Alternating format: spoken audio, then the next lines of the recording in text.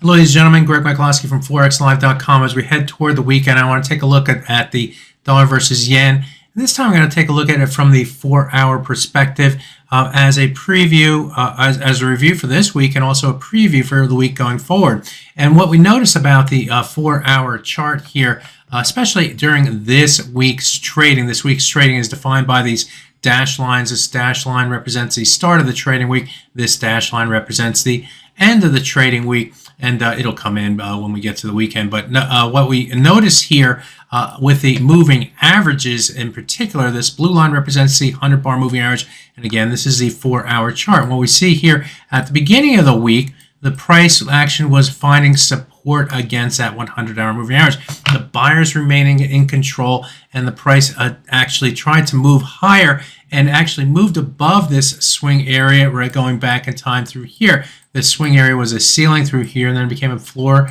here, here, here, and then it broke below and became a ceiling here, here. That is a pattern that you want to see and rely on. And so when the price moved back up to this area, what did we do? We found sellers against that level. The price moved lower. And when the price moved above it, we saw momentum to the upside develop and force its way to the downside. We even see it through here where the price came down to the level and then broke below it. And we see it here, here, here, and here. And what I was pointing out this week is how the price was holding the 100-bar moving average. And that gave the buyers to go ahead to try and get above this swing area, but it couldn't do it, and the price fell sharply to the downside. Now, of interest on the downside is what happened here against the green line. This green line represents the 200-hour moving average, and lo and behold, the price came right down to that 200-bar moving average on the 4-hour chart and found support against that level. We moved actually up to the 100-hour moving average right through here, ping-ponging back and forth between the 100 and the 200 for a little bit before trading here today, where the price finally said, all right, we're going to go higher. And not only are we going to go higher, we're going to move away from the 100, and we're going to move above this swing area. So with that storyline, it kind of plays like a book, doesn't it? Where the price action tells you the story of the buying and selling and buying. What is the book saying? The book is saying we're heading into the weekend with more of a bullish bias.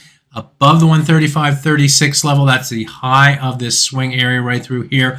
We're above the 38.2% retracement of this move to the downside at 135.25. We're above the swing area of all these swing lows and highs and highs, which form ceilings and form floors along the way and built those chapters. And so things are looking more positive. We're also trading just above the 50% retracement of this move to the downside as well, giving it a little bit more of a bullish bias. What are the next targets on the top side? Well, we can look toward the 61.8% retracement level as one of the targets over here. That comes in at 136.134. And below that level, we have a little swing area through here. If I go to the hourly chart, you can see it more closely, and that level represents this area right through here where we had swing high, move above it, come back down, swing low, forming that pattern there, and then we come back down to it. We find support in that area, move below it, and then find resistance before moving to the downside. So we see these patterns over and over again in our charting capability. So this area will be a target as well as 61.8% retracement in the new trading week. What do we not want to see happen?